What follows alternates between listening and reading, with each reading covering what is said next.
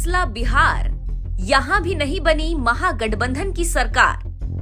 जीजा वाड्रा ने उठाए सवाल, बोले दोबारा हो चुनाव।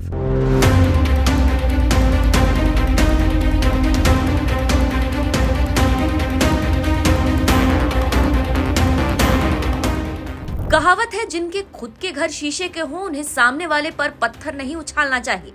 जीत छोड़िए, खोया हुआ जनाधार ढूंढने की कोशिश कर रही कांग्रेस की एक और चुनाव में भद्द पिटी। तो कभी वोट चोरी की बात कहने लगे, कभी एसआईआर का मुद्दा उठाने लगे, कभी इलेक्शन कमीशन पर सवाल खड़े करने लगे। हद तो तब हो गई जब राहुल गांधी के जीजा जी ने दोबारा चुनाव कराने की बात कह दी। अरे भाई, कांग्रेस अपने तरकश से ऐसे कौन से तीर कमान छोड़ रही है जिसके बलबूते उम्मीद रहती है कि सत्ता में आ जाएंगे और सरकार बना लेंगे। देश की सबसे पुरानी पार्टी कांग्रेस के हालात मौजूदा वक्त में ऐसे हो गए हैं कि जिस भी राज्य में चुनाव होता है वहां पर क्षेत्रीय दल से गठबंधन करने की नौबत आ जाती है। स्थानीय निकाय चुनाव तक में दूसरे साथियों का मुंह देखना पड़ता है। जिसके साथ जुड़ते हैं उसी को चुनाव हरवा देते हैं, ये ठप्पा लेकर अलग घूम रहे। लेकिन अकड़ ऐसी है कि हर चुनाव में हार का ठीकरा दूसरों पर फोड़ना है। रस्सी एक बार नहीं कई बार जली है जी, लेकिन बल नहीं जा रहा।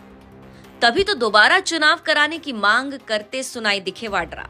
बिहार की जनता असल में खुश नहीं है। जो हुआ है बिल्कुल वो इसी के वजह से हुआ है, इसी ने मदद की है। और ऐसे जो ये रिजल्ट आए कोई भी उसमें सहमत नहीं है। और राहुल जी कल सब लोग उसके साथ मिल रहे हैं, जितने भी जवान युवक हैं सब उनके साथ जुड़ेंगे और आंदोलन करेंगे कि डेमोक्रेसी होनी चाहिए। ये कोई चुनाव ढंग का नहीं था और दोबारा चुनाव होने चाहिए वहाँ, फिर आपको दिखेगा बिल्कुल रिजल्ट पलटेगा। कांग्रेस सांसद प्रियंका गांधी के पति रॉबर्ट वाड्रा ने जैसे ही बिहार चुनाव के नतीजों को ढंग का नहीं बताया और दोबारा से चुनाव कराए जाने की मांग की, उसके ठीक बाद अलग अलग प्रतिक्रियाएं सोशल मीडिया पर आनी शुरू हो गई। सोशल मीडिया पर रॉबर्ट वाड्रा के बयान पर सवाल उठाते हुए एक शख्स ने लिखा, हम तो चाहते हैं कि ये आदमी जेल की सलाखों के पीछे हो। निशांत नाम के एक यूजर ने पूरा मैप शेयर करते हुए बता दिया कि रॉबर्ट वाड्रा कांग्रेस के दूसरे पप्पू हैं। मैप के जरिए यूजर ने राहुल गांधी की 95 हार का जिक्र किया। एक यूजर ने तो ये तक पूछ लिया कि बिना मेहनत के तुम लोग अरबपति कैसे बने बैठे हो, पहले ये सीक्रेट बताओ। खैर, सोशल मीडिया पर आई प्रतिक्रियाओं से इतर रॉबर्ट वाड्रा के इस बयान को बिहार की जनता के अपमान से जोड़कर देखा जा रहा है।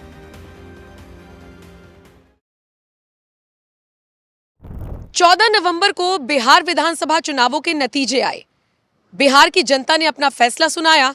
एनडीए को 202 के आंकड़े तक पहुंचाया, आरजेडी को 25 सीटें, जबकि पूरे के पूरे महागठबंधन को 35 सीटों पर सिमटाया। कांग्रेस ने 61 सीटों पर चुनाव लड़ा था, जिनमें से सिर्फ 6 सीटें उसके खाते में गई। और उसके बावजूद रॉबर्ट वाड्रा कह रही हैं कि ये चुनाव ढंग का नहीं हुआ। ये तो वही वाली बात हो गई, खिसियानी बिल्ली खंबा नोचे। रॉबर्ट वाड्रा ने बिहार विधानसभा चुनावों के नतीजों पर तो सवाल उठा दिए, लेकिन उससे पहले कांग्रेस को जहां जहां हार मिली उसके लिए वो किसे जिम्मेदार बताएंगे। 2014 से कांग्रेस को मिल रही हार पर आप जरा एक नजर डालिए। अब तक कई लोकसभा चुनाव में मिली हार। 2014 लोकसभा चुनावों में यूपीए की करारी हार, 44 सीटें मिली। भ्रष्टाचार, 2G स्कैम, सुरक्षा के मुद्दे पर चुनाव हारी कांग्रेस। 2019 लोकसभा चुनावों में 91 सीटें, राहुल गांधी का नेतृत्व फेल हुआ। 2024 लोकसभा चुनावों में 99 सीटें, इस बार भी हार, लेकिन एलओपी कांग्रेस को मिला। ये तो लोकसभा चुनाव की बात हुई। अब मोटे मोटे तौर पर विधानसभा चुनावों में कांग्रेस को मिली हार पर भी एक नजर डाल लीजिए। कई विधानसभा चुनाव में मिली हार। 2007 में उत्तराखंड में हारे, 2013 में दिल्ली में आप से हारे, 2013 में मध्य प्रदेश में मिली हार, 2013 में राजस्थान में मिली हार, 2014 में हरियाणा में भी मिली हार, 2014 में महाराष्ट्र में भी मिली हार, 2014 में झारखंड में मिली हार, 2016 में असम में मिली हार, 2012 में यूपी में मिली हार, 2017 में यूपी में मिली हार, 2017 में गोवा में मिली हार, 2018 में एमपी में फिर मिली हार, 2019 में हरियाणा में मिली हार, 2019 में महाराष्ट्र में मिली हार, 2020 में दिल्ली में मिली हार, 2021 में पश्चिम बंगाल में दाल नहीं गली, 2022 में मणिपुर में हारी, 2022 में उत्तराखंड में हारी, 2023 में छत्तीसगढ़ में मिली हार, 2023 में राजस्थान में हारी, 2023 में एमपी में हारी, 2024 में हरियाणा में हारी, 2024 में महाराष्ट्र में मिली हार, 2025 में बिहार में भी मिली बुरी तरह हार।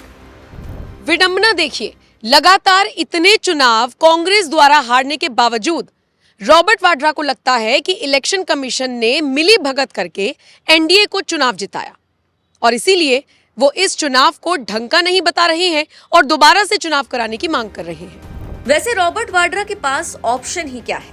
पत्नी और साले साहब की बातों में हाँ तो हाँ मिलानी ही पड़ेगी। राहुल प्रियंका के साथ साथ पूरा महागठबंधन भी तो पहले दिन से ही लगातार चुनाव आयोग को घेर रहा है, तो फिर जीजा जी तो ये राग अलापेंगे। What we are saying, and we are absolutely going to prove it to you 100% using data. And I want the young people of India, Gen Z, to understand this clearly, because this is about your future. What is being done is being taken from you. You're being stolen from, your future is being destroyed. So it's important that you listen and you watch. And as I've said multiple times, I take what I'm saying on this stage very seriously. I'm questioning the Election Commission. I'm questioning the democratic process in India. So I'm doing it with 100% proof. So we are pretty sure that a plan was put in motion to convert Congress's landslide victory into a loss.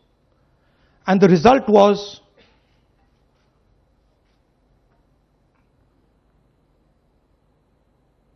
मैंने शुरू से ये कहा है कि Bharatiya Janata party एक तरफा सरकार बना रही है। हमारे पास सारी व्यवस्थाएं हैं, आप चिंता मत करिए। Now, please notice the smile on his face. And please notice the word Vyavastha. What exactly is the Vyavastha that the Chief Minister of Haryana is talking about? This is 2 days after the election, when everybody is saying that the Congress party is sweeping the election, when every indicator is that the Congress party is going to win, all the polls, all the exit polls are saying it, and this gentleman is very sure and is smiling that the BJP has some vyavastha that is going to show itself. Play that again. Rahul Gandhi के बयान पर सहमति जताते हुए प्रियंका गांधी ने क्या कहा, वो भी सुन लीजिए। देखिए, जो पिटिशन है उसको ठीक से समझिए, थोड़ा सा नीचे करिए। पिटिशन किस नियम के तहत है? जो एफिडेविट मांग रहे हैं, उस नियम के तहत 30 दिन के अंदर आप एफिडेविट दो, नहीं तो कुछ नहीं होने वाला। तो एफिडेविट क्यों चाह रहे हैं? तो इतना बड़ा खुलासा किया है। अगर ये सब है, मान लो अगर अनइंटेंशनल गलती है, तो आप उसको इन्वेस्टिगेट करिए।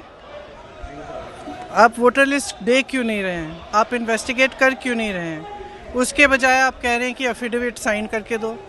इससे बड़ा ओथ क्या है जो हम सदन में लेते हैं? इससे बड़ा इस देश में कोई भी ओथ है नहीं है। वो ओथ तो लिया हुआ है, पब्लिक में सब कुछ कह रहे हैं, दिखा रहे हैं आपको कि देखिए 40,000 फर्जी वोट हैं, 10,000 पता नहीं जो भी हैं, उनके आंकड़े मुझे याद नहीं है, बट जो भी 11,000, 1 लाख से ज़्यादा एक असेंबली में, एक विधानसभा के अंदर। आप समझ सकते हैं, जो चुनाव लड़ता है वो समझता है इस बात को। विधानसभा का चुनाव और उसमें 1 लाख आपने फर्जी वोट डाल दिए, तो जहां जो जीते आप कहेंगे वही जीतेगा। स्पष्ट है, उससे कम चाहिए होते हैं विधानसभा में। तो खैर, बहन हो या भाई या फिर जीजा जी, सबका एक ही राग है। हार पर मंथन नहीं, सिर्फ ठीकरा फोड़ना है, मेहनत नहीं, चोरी का आरोप लगा देना है। फिलहाल इस खबर पर अब आप क्या राय रखते हैं? कमेंट करके अपनी राय हमें जरूर दें। और बाकी अपडेट्स के लिए NMF न्यूज की वेबसाइट www.newsnmf.com पर भी विजिट कर सकते हैं।